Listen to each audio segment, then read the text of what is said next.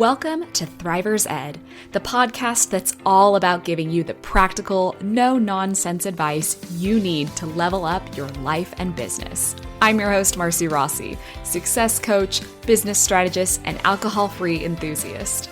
If you're ready to crush your goals, optimize your productivity, and live your best, most authentic life, then you're in the right place.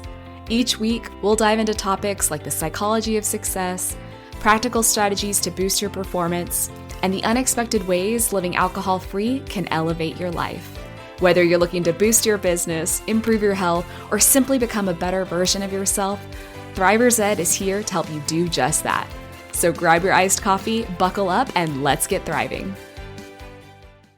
AI is everywhere right now, and while it can save you time, it can just as easily water down your voice, overcomplicate your process, and leave you sounding like a copy-paste robot if you're not careful. That's why I brought in Debbie Shadid for this conversation today. Debbie is the founder of the Life Coach Business School and the creator of the Profitable Coach Framework. She's a 25-year-plus solopreneur who helps women grow boutique-style coaching businesses without all of the noise and overwhelm. She is all about keeping things simple, strategic, and human. And when it comes to using AI in your business, well, she has thoughts, and so do I. So today, we're pulling back the curtain on what too many entrepreneurs are getting wrong about AI and how to fix it. From content creation to client connection, this episode is packed with real talk on how to use AI well, without losing your voice, your edge, or your client's attention. And if this combo gets your wheels turning, you're definitely going to want to grab a free ticket to the AI Unlocked Summit next week, where Debbie and I just so happen to be some of the guest experts. The link for the ticket is in the show notes. So let's get to it. All right, so excited to sit down with you and talk AI. So tell me, Debbie, how do you see AI showing up in your business?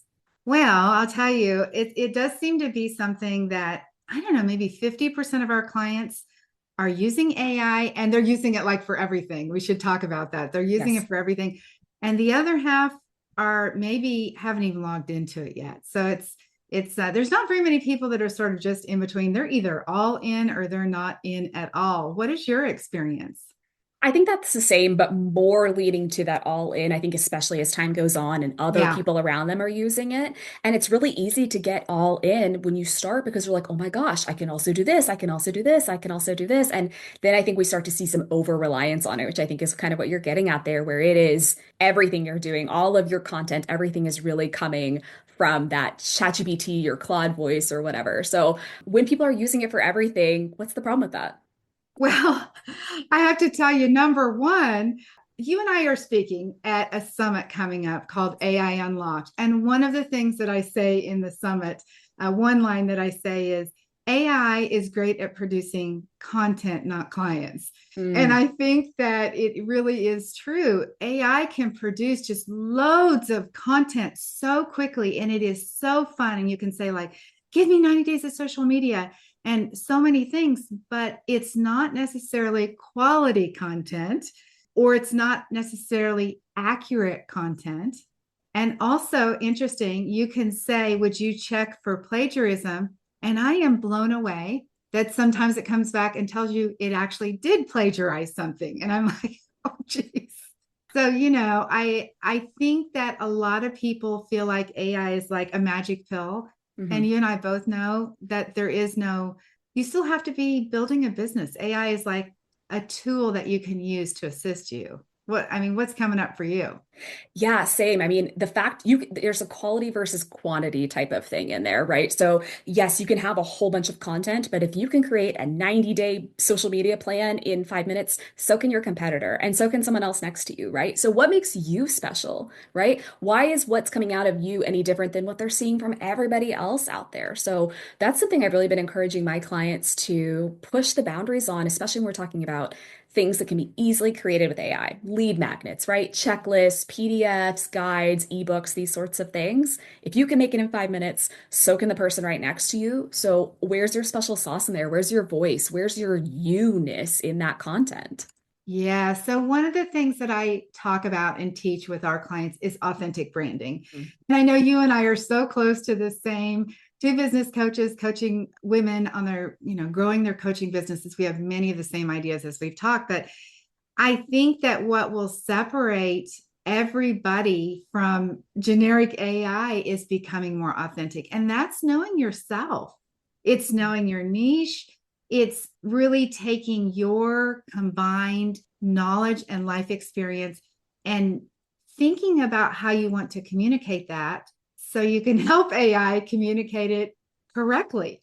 Yeah. Right? I mean, is that kind of what's happening for you? Yeah, and I think actually it's interesting as you were saying that I'm realizing that AI has helped me know myself better because Yes. sometimes it gives me these phrases and I'm like, I would never say that. I don't say with no fluff and, without the overwhelm and these very generic terms, those don't come out of my mouth ever. And it's not until I see it that I'm like, no, no, that's going on my no-no list, my writing style list where it's like, do not use phrases like this. So I think it can be quite helpful to say, I actually don't speak like this, and here's why, or here are the other things that I would say or do in this context. It's that kind of clarity that unless it's in front of you, it's sometimes hard to recognize in yourself.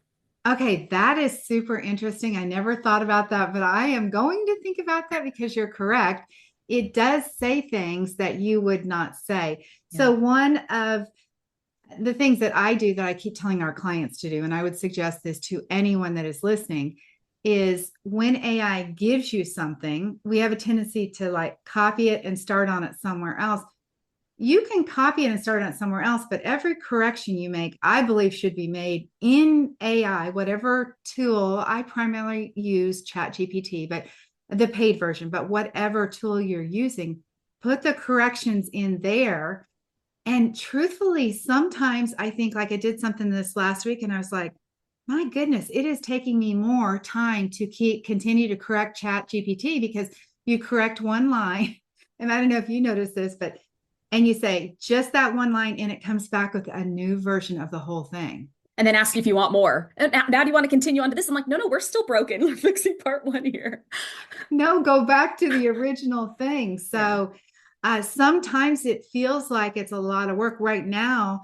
For myself, I'm committed to really micromanaging ChatGPT for hopefully the benefit of my long-term content production because I'm trying. I keep thinking I've done, months and months and months I've been using this, and still it's not quite getting me.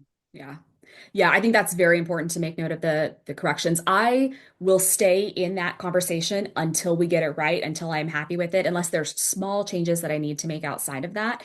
And then I keep track of any content that I'm doing. This is something I wish I had started doing from the beginning. It's a mistake that I've made that I hope I can save people from, but I was creating all my content in the platform, right? So yeah, I use MailerLite. All of my emails were written in MailerLite. And my blog posts, all of them are written directly in Wix. And it's then when I want to consolidate them all and upload those as examples to ChatGPT, I can't. It's not simple. So I've started moving those over into documents and saving those. And that way I can kind of retrain ChatGPT over and over again. I also use ChatGPT to say, okay, these are the last 10 emails I sent. Now help me write another one based on X, Y, and Z story or X, Y, and Z topic.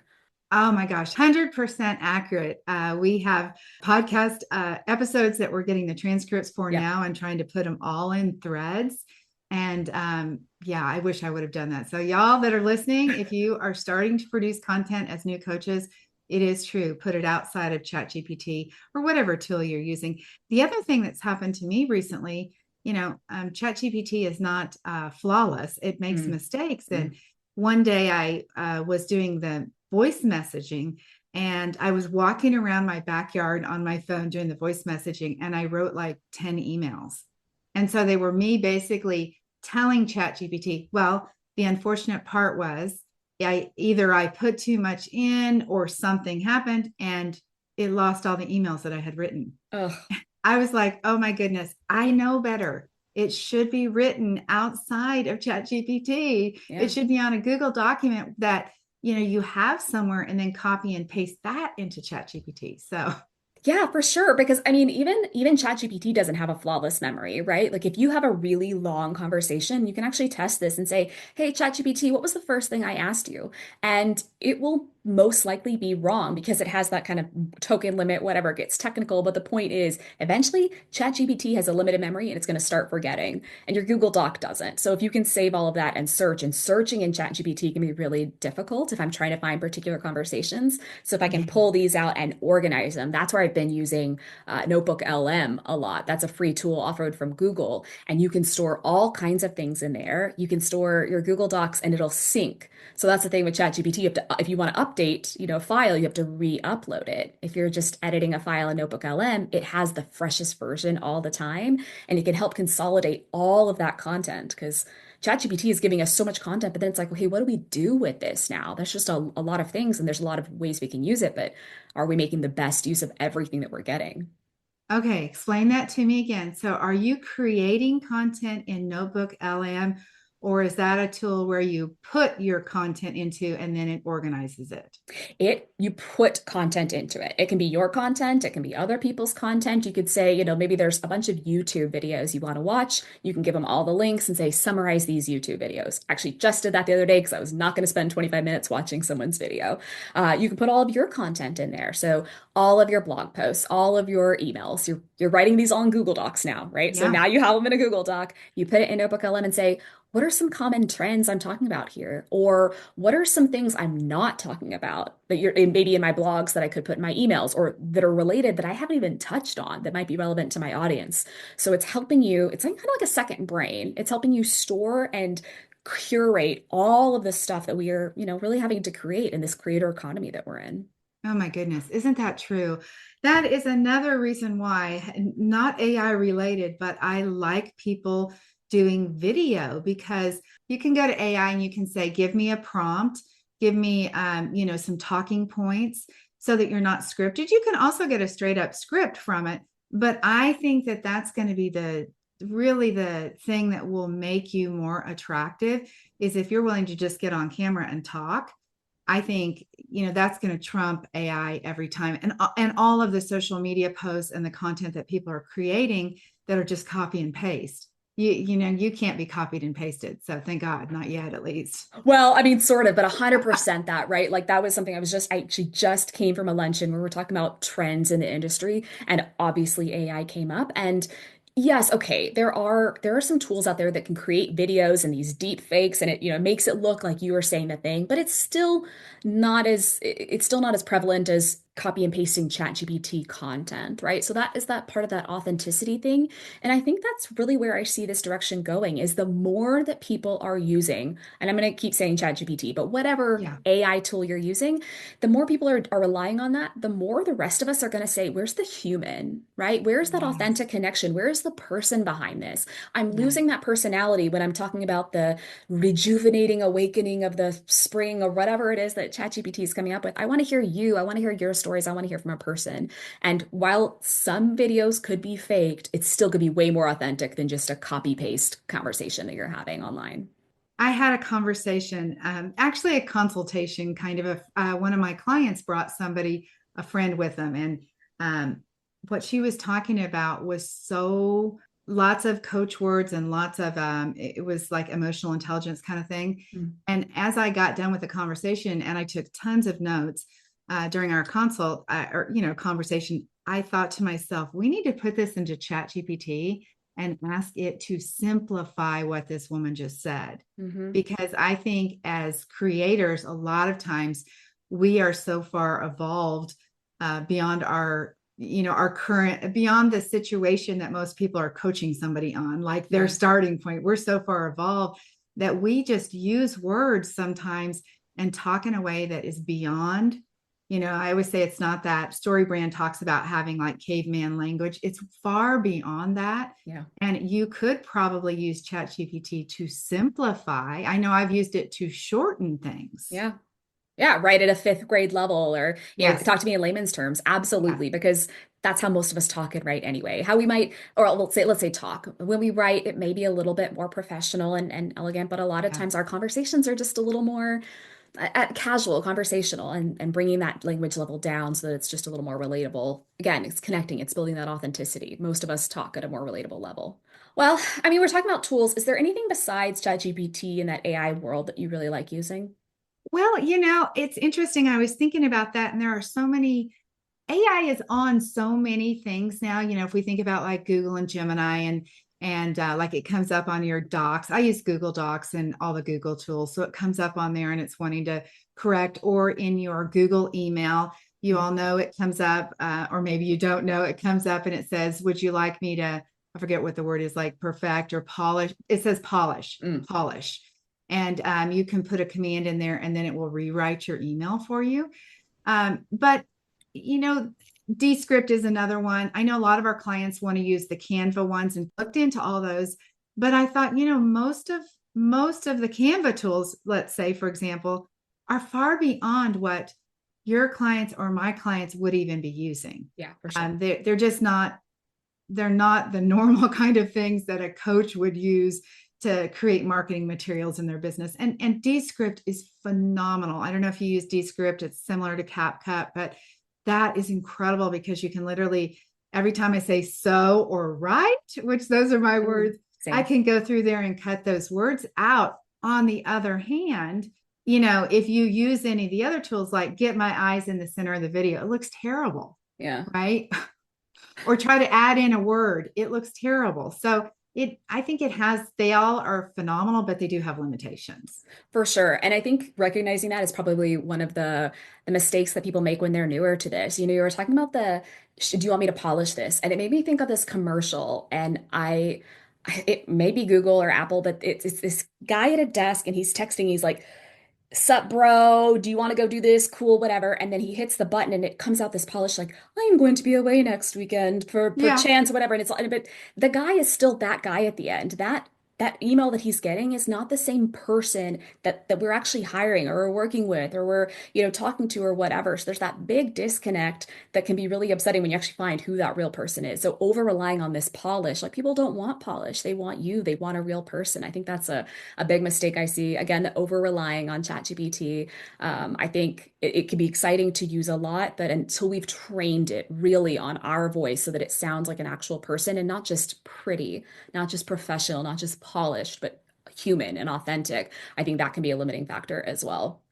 In terms of tools, kind of similar, well, not similar to Descript, but I'm really a fan these days of Fathom, Fathom AI. It's like Otter, but I like Fathom a little bit better. But it's just been so freeing to me when my clients consent to have video recordings to not have to worry about taking notes and remembering every little thing, and it can give you action points afterwards. So, oh yeah, I said I was going to send her X, Y, and Z. So that has been phenomenal to kind of really do what we do as coaches, which is to listen, right? It's that act of listening, which is hard to do Yeah. when you're thinking about, let me jot this thing down before I forget. So that's another big tool that I'm obsessed with. That is such a good point about coaches who do want to be present. What a great thing to think about that. I was thinking about Loom, and I believe that Mm, you use Loom as well yeah, as I do. yeah. And it that's another tool that does have some AI with it. It'll come up with a title for your video and it will create a summary. And sometimes when you go to send the Loom video to somebody, which I use Loom, I mean, it's Oh really my yeah. primary mode of communication with people. If I can do a Loom over a video, over an email, excuse me, I do every time, but it will also summarize things potentially in a way that you didn't actually say it. Oh, I haven't seen the summaries, but I do use Loom, but I download the videos and sign it to my clients so that they have it forever. But what I notice is they always put an emoji at the end of the title. There is always an emoji in the title, and that's something I've seen with ChatGPT. That's a key when someone is over relying on it, because ChatGPT these days loves emojis. It uses emojis for bullet points, and like I don't know a lot of people that do that, but ChatGPT does all the time, and then we copy and paste it and use it. So that to me is like a signal right there that you're kind of over relying on it. But it's just funny how the emojis sneak in. Like, I don't need a little tool sign emoji when I'm showing someone how to do something. But yeah. I know I can't quite figure that out either. It is I've told our clients, and I'm sure you have told yours too, like, do not copy and paste something with all those emojis in there. Yeah. You can tell Chat GPT, by the way, what I do is I say only use black emojis. So if it's going to use a check mark, it's using a plain black check mark. Yeah. Or if it's using a bullet point, it's just a bullet point. It's not like a red dot or Yeah. something. Yeah. So yeah, it goes crazy. One thing I'll say is that if you do like YouTube or a podcast or like what we're doing here, it is interesting to take that and almost use AI or ChatGPT as an assistant to help you come up with keywords or maybe a title out of it, Yes. something like that. Again, with your information Yes. first in there. Yeah, absolutely. It's that training piece of it, right? So if you get really fancy and technical, you can start building custom GPTs, which I have. So I have a podcast assistant. I give it the transcript. It gives me a title, show notes, all based on some best practices. But at a very bare minimum, I think what we can all do is create that best practices list or that writing style. Like you said, you don't have to every time tell ChatGPT only use black or basic emojis. That's just one of your rules. Marcy does not say no fluff. Like that just goes on there. These are the Yeah. things. So it starts to learn, okay, this is a voice. So that's a simple way of these are the things that I always want to make sure are appearing in my language and uploading that to ChatGPT and saying, okay, based on this, now can you help me create X, Y, and Z? Yeah. So one of the other things that I think ChatGPT is amazing for is research. Yes. It trumps Google hands. I mean, just it's so good, hands down. It is so, so good. You can ask it for a stat on literally anything. And Yeah. I've gone and looked to see, like, are the things that they're giving me, or I'll say, you have to give me a resource for the Yeah. stat. Yeah. That blows my mind, the kind of research it can do for you, which is particularly helpful for coaches that are creating marketing materials. Like, for example, if they wanted to say a pain point Hmm. and they wanted to be able to identify that pain point, what percentage of people in the United States over 40 experiences, I'm not kidding, it goes down that far and it will give you a number. Yeah. And you can do like really deep research type things where it's going in, it's going to take 15 to 20 minutes. I played around with this. I did hit a limitation in there, but I was asking it for podcasts. I wanted the host name. I wanted the kind of a description of their show. I wanted it to research topics to say, I like to talk about X, Y, and Z. I want to find episodes or I want to find podcasts where it hasn't actually been covered or it hasn't been covered in my angle. And it did take Oh, about 20 minutes and it gave me, I ended up getting a list of, I asked for 100. I think it topped out at 70, but it was a really good list. And I've tried this in other tools. Sometimes ChatGPT or these other tools make things up. Like when I yeah. tried this in Claude, it just made up email addresses and websites for everything. It's like, here's your list. And it's like, okay, well, that was a waste of time. Like this isn't even real. So recognizing that not everything that's in there is necessarily accurate, but that's why going for the source. Give me that source so I can go into that website versus trying to Google it and hoping the page you're looking for is going to show up on page one. Otherwise, you're probably not going to see it. So plagiarism Mm, is something else that I'm looking for. And in Google Docs and also in ChatGPT, you can say, is there anything that you just created that has been plagiarized? And both Google Docs and ChatGPT have come back and told me yes. mm, Now, it's interesting because, like, let's say I wrote a piece of content in my Google document and it was all in my language. I did had check for plagiarism. I was just curious and it came back and had, I don't know, it had found something that sounded similar. It sure. was nobody I knew, and it wasn't even in a related, business as mine, but it had found something that was similar to mine of a podcast episode of, it's from like 10 years ago. I was so surprised that it could locate just even like the pattern of the words that I was saying. I think that's such a key point because I think a lot of us use ChatGPT or a lot of people, let me say, I don't know about Yeah. us, but as a brainstorming partner. And you're like, I'm thinking about doing this or a naming partner, right? We have this new program. This is how it's going to be and help me come up with a name.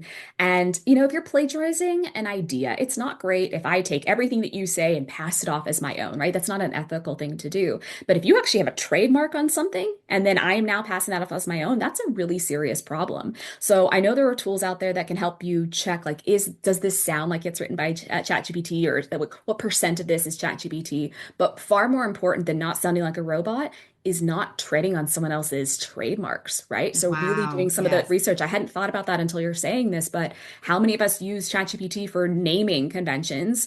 When really we need to make sure that we're not treading on someone because this is not legal advice. I am a lawyer, but this is not legal advice. But not knowing something is not an excuse, right? Like if you were going across someone's trademark and you were taking something as your own, the fact that you didn't know that that existed is not really an excuse in the eyes of the law. So just being aware that if it's out there, it's probably because someone else has already talked about it, written about it, something. That's where ChatGPT is getting its ideas, right? It's looking at the existing body of content. So being aware that not necessarily everything it comes up with is going to be 100% original, even if you ask it to be.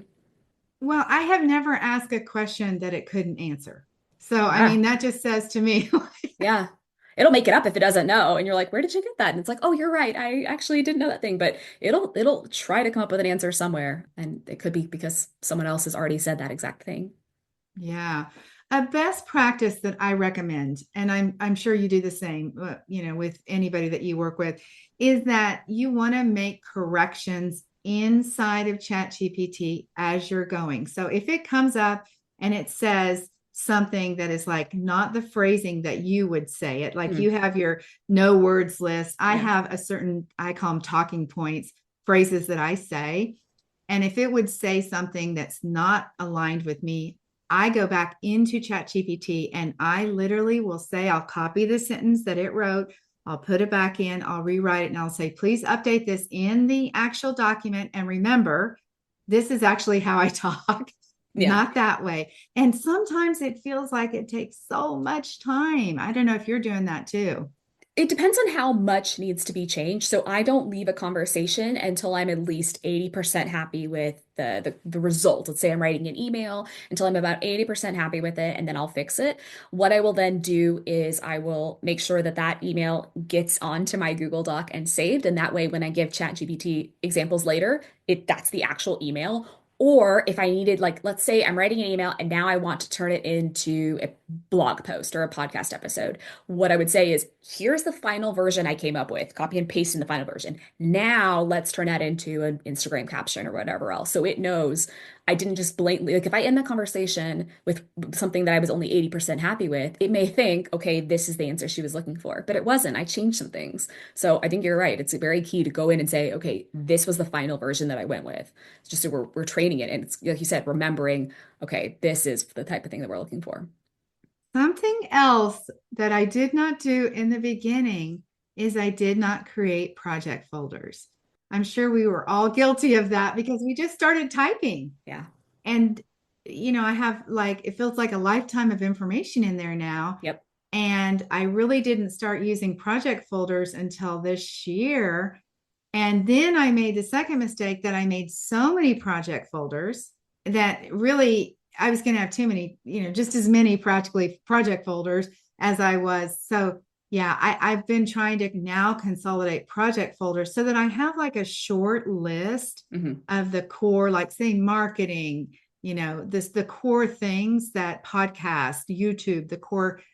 So they're all kind of in the same place, but organization to it is key. Organization is very key. I will say I still don't use project folders, but the thing that I started doing was at least deleting conversations that were maybe I just asked it one simple question of like, I'm trying to say this. What's a different way I can say this? And then I can delete that if it's not something that I need long term. If it's something I need long term, my new goal, something that took me far longer than I'd care to admit, is to get it out of ChatGPT, right? Like having this content is great, but then what do we do with it, right? So saving it somewhere or using it. I mean, I love AI, but I really love automation. So I love to figure out ways that we can take things and do things automatically. But at a bare minimum, it's making sure that we have some way to reference back. Because if you're just relying on that chat history, if you're anything like me, I mean, you're just scrolling forever and there's not a great search function in there. So having some kind of system, whatever it is that works for you, is going to be really key if you need to revisit any of that information.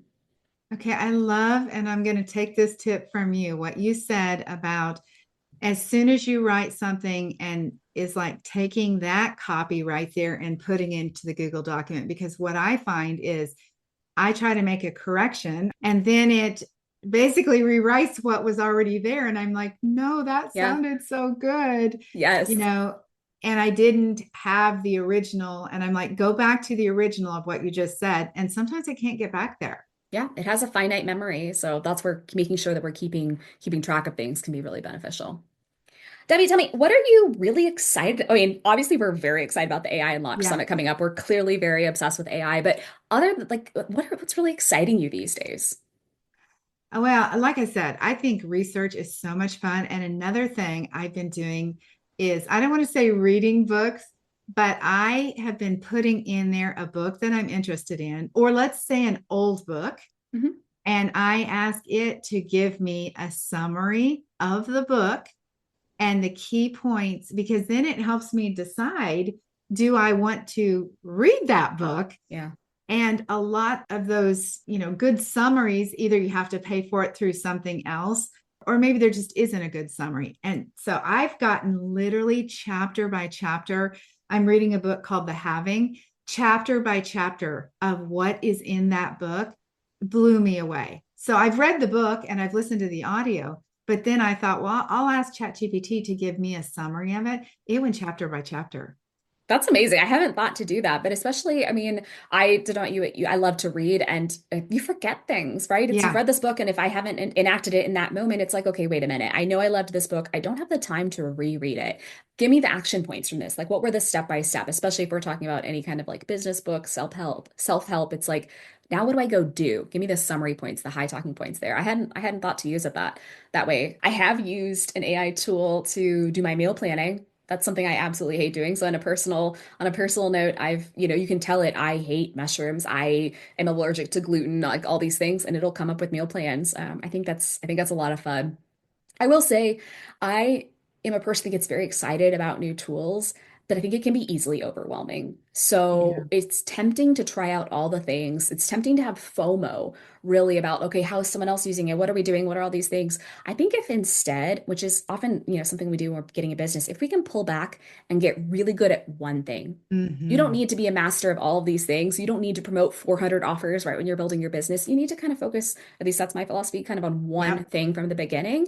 And the same thing with this. So if all you take away from this is I'm going to start having conversations with ChatGPT and I'm going to save the important things, I think that's a great place to be. I don't think you're necessarily behind because you're not playing with every new tool that's coming to market because dozens, hundreds, thousands are hitting every day. They're Mm-hmm. shiny, but they're shiny and they may not last. So just get really good at finding a way to sound like you and save yourself time in the process.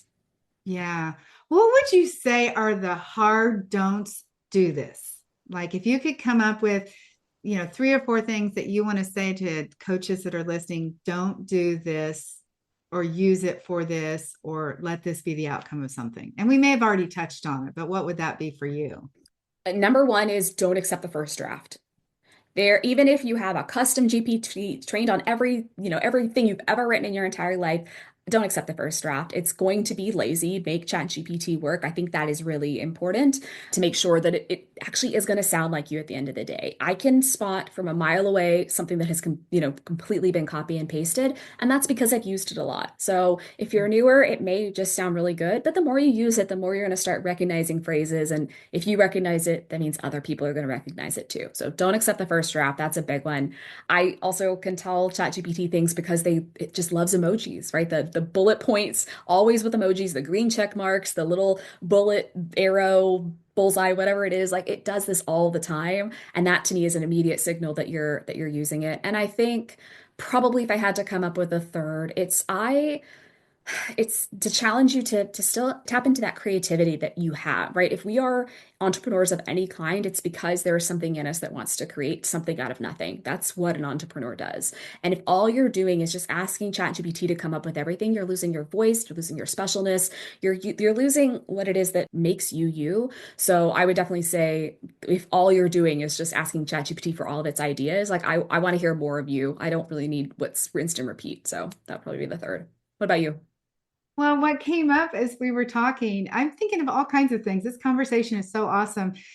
Is do not create a micro course or a course with ChatGPT. Yes. Coaches who have no clients who are building their businesses, I love you guys so much, but coaches love to like get ready, which Hmm. is meaning kind of like I'm hiding behind the Yep. easy stuff, Yep. get ready, and then ChatGPT makes a course for them because it's so easy and so simple. But courses don't sell without doing marketing and without you talking about your business. So I think we forget that. A new coach could easily get lost in creation mode. I call that buffering, Mm. you know, so they can easily get lost in what feels like such productive work that's not getting their business anywhere. Well, and there's no value in that either, right? If you can create a course in 10 minutes with an AI tool, so can someone else. And then the person buying it also could have just asked ChatGPT, give me 10 things for X, Y, and Z. So there's no real value. So we're now selling something that someone could have just Googled or asked AI. And to me, that feels a little bit squishy. It's just not really serving. If I'm in the business to serve people, to help people, regurgitating information from AI or Google is just it's not really my business. Well, I think definitely it keeps circling back around to you being you Yes. and you showing up as you.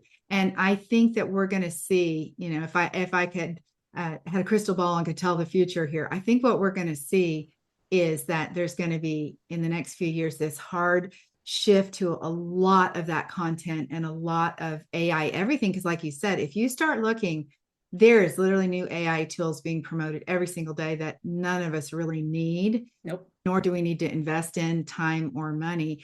And I think then there's going to be for the coaches who are willing to put in the time, I think we're going to rise to the top because there is this humanness that is going to be so missing from all of that.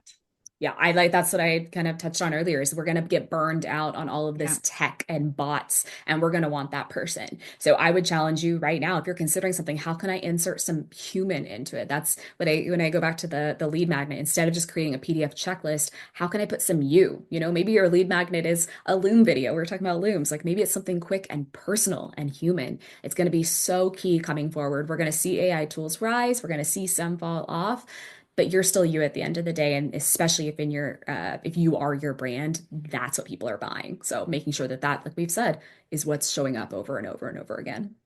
Yeah. And as coaches, look, that's us, you guys. That's it. Everybody is buying us. Yeah. Unless we're part of a big company, they're buying us. So Yeah. that's definitely can't be Chat GPT. And one last thing I'll say is I don't want coaches to be scared about, maybe scared's not the right word, but feel intimidated or feel defeated before they get their business started because they're seeing on like social media, like AI is my life coach. No, it's not. Yeah. It cannot be. It is amazing because you can ask it to ask you some questions. Like if you were journaling or something, you could Hmm. say, ask me a few questions about whatever to deepen my own understanding of what I'm going through. But it is never going to replace, in my opinion, coaching. So I think we should fully step into our power, and part of our marketing should be I am not AI. I'm a person that's listening to you. I hear you. I see you. I feel, I can sense your emotions. It's all kinds of things that AI cannot do. Yeah. Yeah, I'm not trying to calculate what the next best answer is going to be. And, even for those AI tools, if I'm asking for, I've used AI as a business coach to test strategy. Here's what Mhm. I've been doing. Here's my marketing and my launch results. What am I missing? Give me some key points, like that sort of thing. But I've never been 100% satisfied with something that's coming out. There's always going to be something missing. I have my own business coach, even though I'm paying for pro ChatGPT because there's just not something there. And that something is the uniqueness of being with a human where they're not just trying to guess at what the next correct combination of words are, but to listen and to hear what that other person is actually talking about. So I 100% agree that human element is going to be just absolutely mission critical. And that is your true value in when you're a coach. Yeah. Yeah. Well, so much fun. I am so glad that we got together and talked about this, particularly before this AI Unlock Summit. There's going to be, I understand, 50 Mm. speakers Two talking about really good AI. ones. Two really, really, but the rest are also, I'm sure, just fantastic. Two really good ones, you It's, and me. That's right. Two of the best. yes. I mean, I think I love AI Unlocked. I'm so excited that we're going to be speaking there. I can't wait to see your session. I think there's a lot of true value, but it can be overwhelming, right? Yeah. You don't have to be everywhere doing all the things. Yeah. Pick one thing, make sure it's working from you, and then you can get fancier as you go on. But I mean, I don't want it to be overwhelming. It can be easily overwhelming with all the stuff that's going on there. But let's just focus on making sure that it's working the best way for you right now and get fancy later. Later. Yeah. Yeah. And I think you and I, the bottom line is maybe I'll speak for myself and you Yeah. can agree or not agree, but we don't need all the tools. No. We don't. That just complicates a business. And at the level that you're at, and even the level that I'm at, and I don't mean you, I mean the Yeah. listener, the level that the listener is at, you don't need all this stuff. It really just slows down your business. It creates, for most of the people I know, it creates overwhelm. It, feels intimidating. You start thinking, I'm not that good because I can't figure out how to use this stuff. For goodness sakes, I can't figure out how to use half the stuff either because Yeah. it's all new and it's not really necessary. So keep it simple, you guys. Keep it simple. This goes back to your point actually of buffering, right? Sometimes we're playing with that tool because we don't want to put ourselves out there, because we don't want Yeah. to get visible, sell the thing, do the thing, right? So it's easy to Yeah. get distracted, but we got to get ourselves out there. It's not time to buffer. So That's yeah, I right. have had so much fun with this conversation. Any last parting thoughts before we wrap this up? No, I I mean, think we got I it. really don't. I think we've kind of wrapped, I think we've touched on all the points. Be authentic, That's it. you know? Honestly, if we summed it up, I think those are the two words. So I hope you Yeah. take away with that. Debbie, Yeah. thank you so much for joining me. This has been an absolute pleasure.